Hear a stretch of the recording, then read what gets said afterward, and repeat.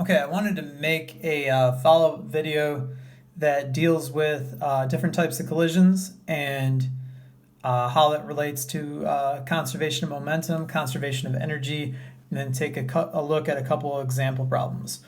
So if you want to go ahead and pause your video and make this chart like I have right here on your sheet of paper, and then we can talk about it. So go ahead and hit pause. I will wait a few seconds. All right, and we'll start back up. So the first type of collision we have here is going to be one where the two objects stick together. So we're going to call this an inelastic collision. And so the two objects hit and then stick together and move as one.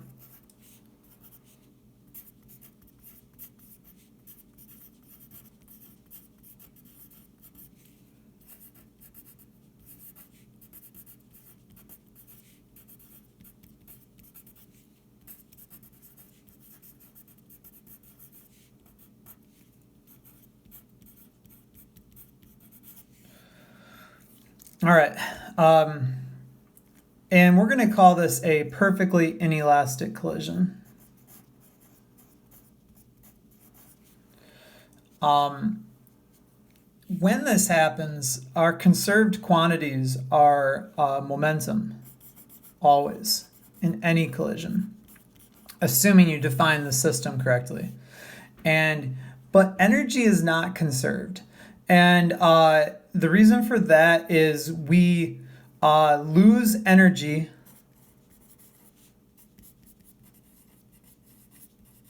due to a lot of different things. Probably the first one I would say is that the two objects usually deform when they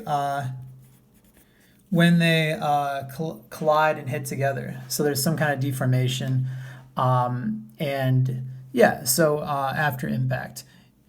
You could think of a car that crumples. They design cars to crumple that makes them safer to drive if there's an accident. So deformation. Another one is sound, right? When two objects collide, they give off a sound, and that's energy right there. Another one is heat. And so when two objects hit together, they become warmer. So you can see that energy is lost in a lot of different ways. Okay, so our next type is going to be a perfectly elastic.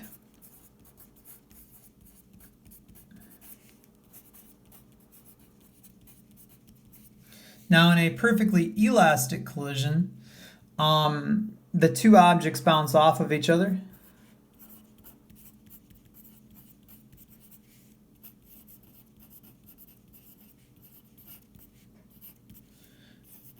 And move in opposite directions.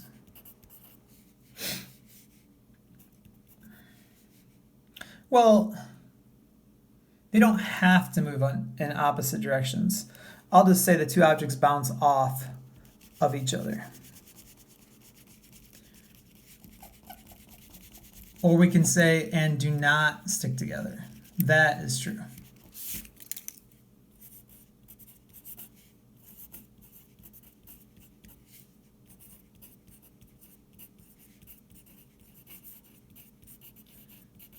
And what's different here in terms of conservation is, of course, momentum is conserved. But energy is conserved as well. So because energy is conserved, these are theoretically possible, but in reality, we don't see perfectly elastic collisions. An example of a perfectly elastic collision, or the closest we can get to one because they don't actually happen, would be billiard balls that collide because when they hit, not a lot of energy is lost. But this doesn't actually happen where energy is perfectly conserved. But in physics, we like to talk about it theoretically happening. So, so I'll just write a quick note here. Doesn't really happen or doesn't happen in reality.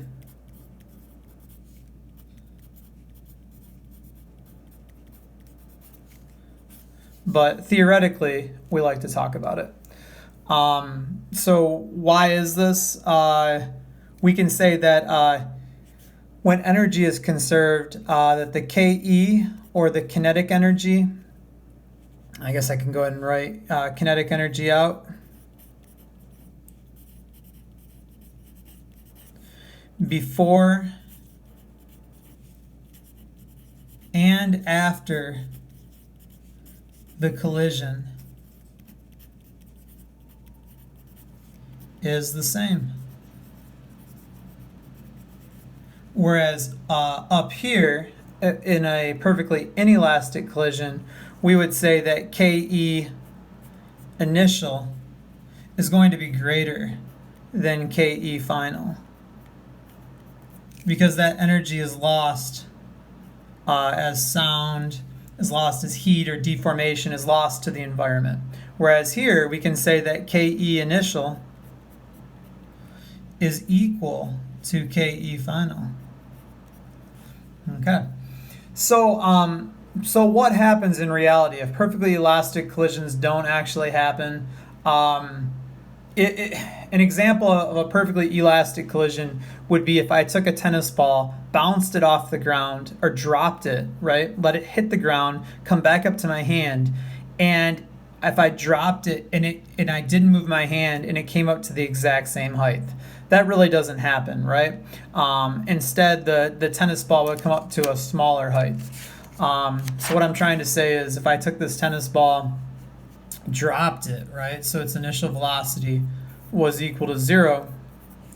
If I was to do that, and here's the ground right here, that we would see this tennis ball undergo a collision with the ground and come back up and travel back up to the exact same height that it initially had, which is whatever this is, right? This, I'll call this H initial, that it would travel back up to H initial. So in a perfectly elastic collision, HF will equal H initial, which doesn't happen, right? If you take a tennis ball and drop it, you know that you would hear the collision. You know that the tennis ball would deform.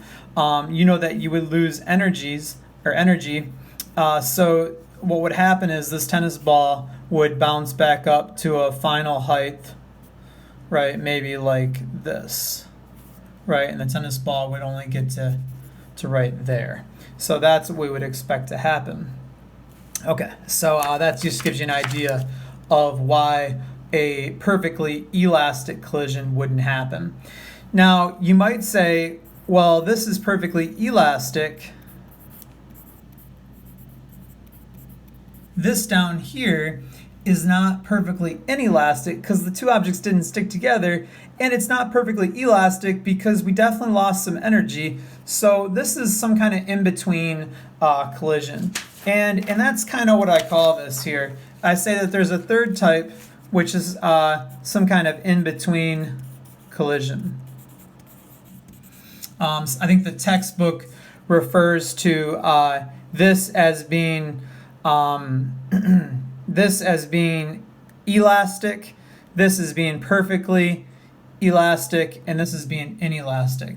So it's kind of confusing, so I like to go ahead and say that this is perfectly elastic, where the energy is conserved, perfectly inelastic, where the two objects stick together, and then somewhere in between, where maybe the objects bounce off of one another, but energy is not conserved. So momentum is conserved here. The in-between, maybe two objects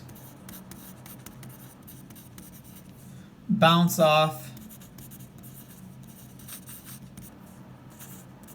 one another, right? And momentum is the only thing that's conserved. So we're saying that in this in-between collision, We lose energy still.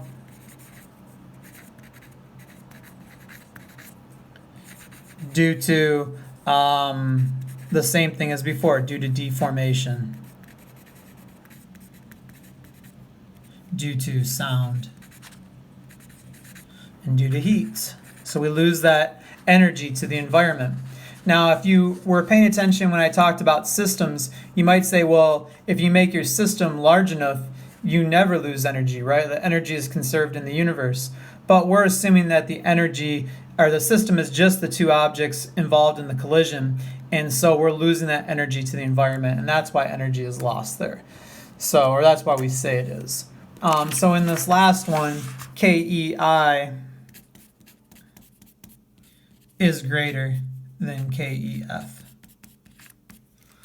Okay, so our three types, if I can get all those on the camera at once, I don't know if I can, those three types of collisions are right here, and we can see that momentum is always conserved if you define your system correctly. Energy is only conserved in perfectly elastic.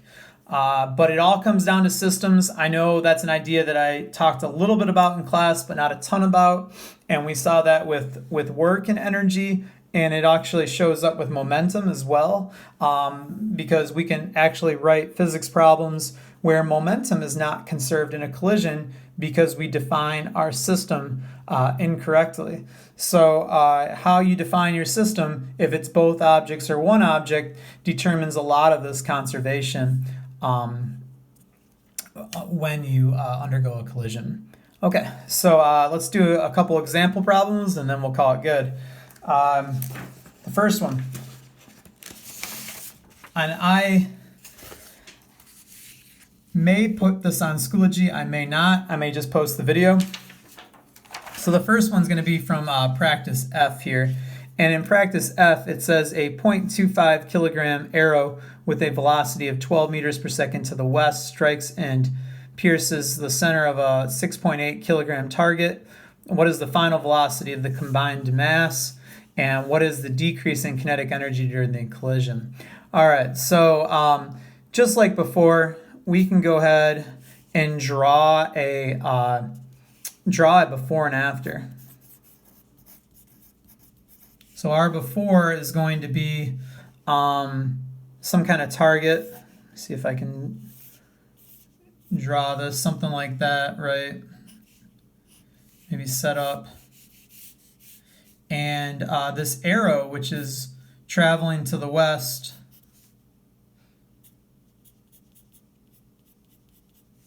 all right, something like that, is going to strike this target.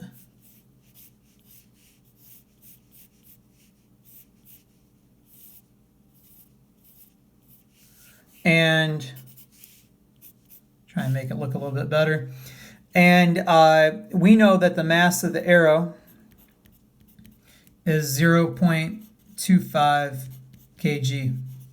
And it's moving at a velocity, initial, right, of negative 12 meters per second. Now, do we have to call west negative? No, we don't, but that's what we've been doing quite a bit here. So I'm going to stick with that. And I'm going to call east positive. All right. And then it says, and pierces the center of a 6.8 kilogram target. So I'm going to say the mass of the target then is 6.8 kilograms. Okay, so there's our before. The target isn't moving, and so I will say VT is equal to 0 meters per second. All right, and then we have an after, where both objects are going to stick together. Let's see if I can draw this.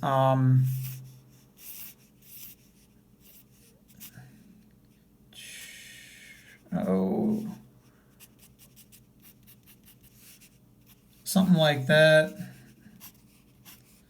You get the idea. Okay, so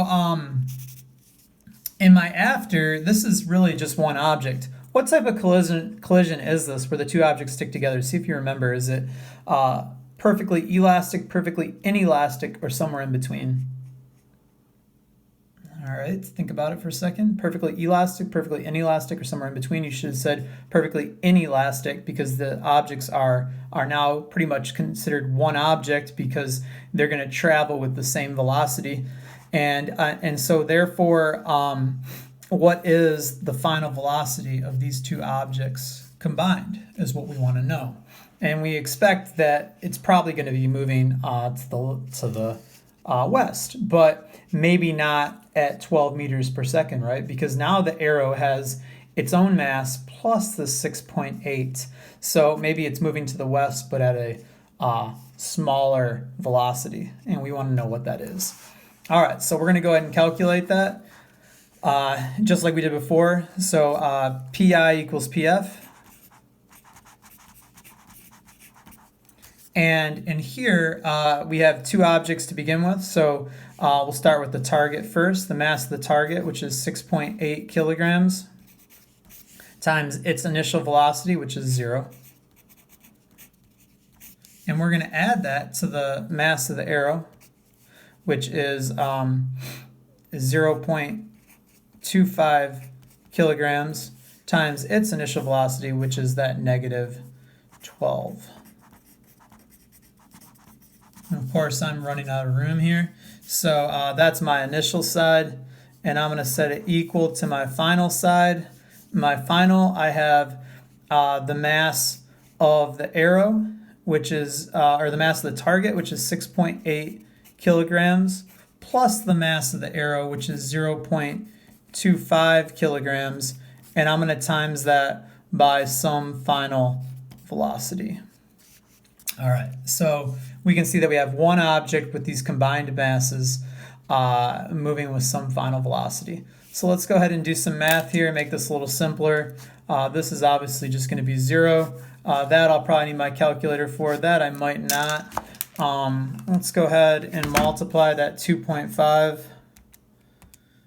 2.5 times our negative 12. We end up getting negative 30. Or no, that was 0.25. Whoops. So I think that should be 3. Yeah. All right. So we're going to have negative 3 here. So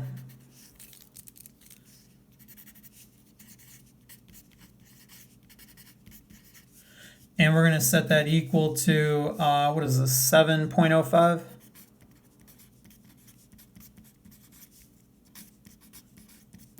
Divide both sides by 7.05 kilograms.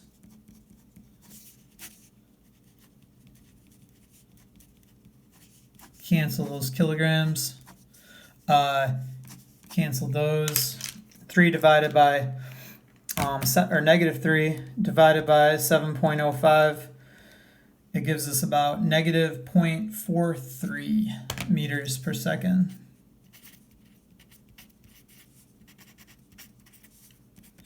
And so what we predicted is true, that the target plus the arrow is still moving west, right? Still moving in the negative direction, I'll say, or to the west. But it's moving at a much smaller velocity than the arrow was initially, because now the arrow is carrying with it all the mass of the target. So we see momentum is conserved because initially the momentum was all directed to the west. The target contributed no momentum.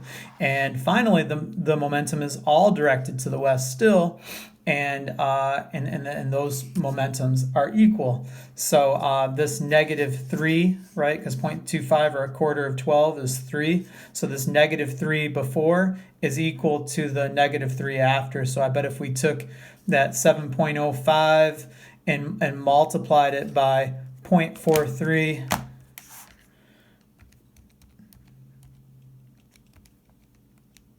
we get 3. So it's still negative 3 or 3 to the west. So hopefully that's making sense.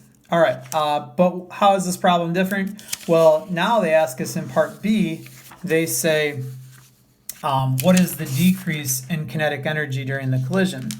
So what we're going to do here is we're going to look at the kinetic energy before and the kinetic energy after. All right, so we want to know, so we know that kinetic energy initial does not equal kinetic energy final. And in fact, we want to compare these two quantities. So initially, what kinetic energy do we have? Well, we had the kinetic energy of the target plus the kinetic energy of the arrow. And then finally, we had the kinetic energy of the target plus arrow, right? Okay. So let's go ahead and solve here then. Kinetic energy of the target is equal to, well, what was our formula for kinetic energy? Do you guys remember? Hopefully you do. It's 1/2 mv squared.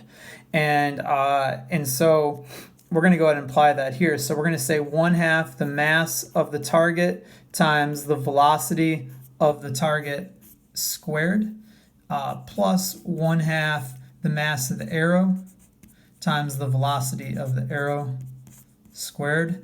I'm going to keep writing that does not equal sign. It does not equal 1/2 the mass of the target plus the mass of the arrow times the velocity final, right, squared. And we're expecting this to be much smaller than this over here, but we'll see, right? That's what we expect to see with an inelastic collision. So let's go ahead and plug in our values. This is going to be 1/2 the mass of the target, which is 6.8 kilograms. But the target's not moving, right? So that's 0 meters per second squared. So 0 squared is 0 times 6.8 times half is still 0. And so this is all just going to be 0, right? So this whole thing is going to go away.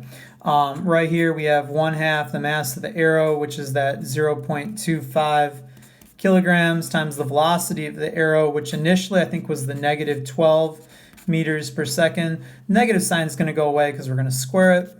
Then we have 1/2 the mass of the target, which is that 6.8 kilograms, plus the mass of the arrow, the 0.25 kilograms.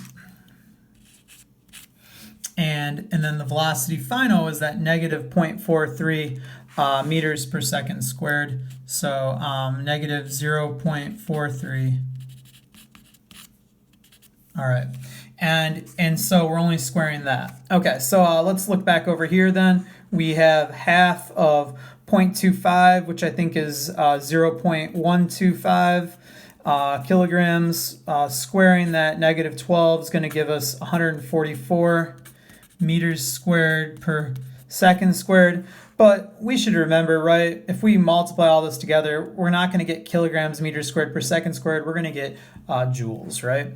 But that's okay. I'm just going to go ahead and keep it with what we have right now.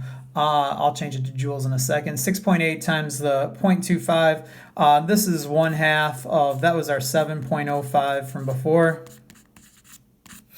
And what's 0.43 or negative 0.43 squared? That is negative, wait, I don't like that. That's the calculator not putting the negative sign until later. So I got to be careful there. Negative 0.43, I'll use some parentheses this time, square it. It's positive 0.1849.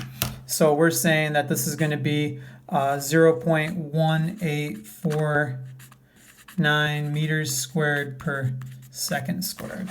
All right, running out of paper there. So I'm going to have to go ahead and try and line this up.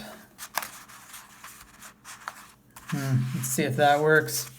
Okay, so all right, so it looks like that's a job for our calculator. 0.125, what is that? Is that 1/8? I think it's 1/8. 1 divided by, maybe I'm right. Okay, yeah, I am. Okay, so 0.125 times 144, and this is going to be in joules, so 18 joules initially, right, does not equal our, what do we have left here, right? What is this? We got to multiply all three of those numbers together. So we have half 0.5 times 7.05, which is 3.525 times that 0.1849. And that's going to give us, wow, a lot less, right? 0.652. So we'll just go with 0.65. So 0.65. So quite a bit of difference, right? How much, right? How much did we lose? Well, 18 minus 0.65, right? So we lost about 17.35 joules was lost.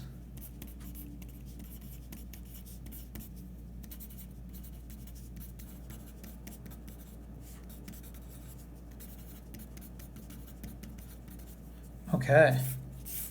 And I think that was what I was asking for. What is the decrease in kinetic energy? So our kinetic energy decreased by 17.35 joules. All right, hopefully this is making sense on how we do this type of problem. So it's pretty much the same as before, balance the momentum, but then an extra step at the end, right, to find how much the kinetic energy changed, remembering that our kinetic energy formula was what again? Hopefully y'all remember KE equals what? You should all be able to say it, 1/2 mv squared, right? Hopefully that didn't go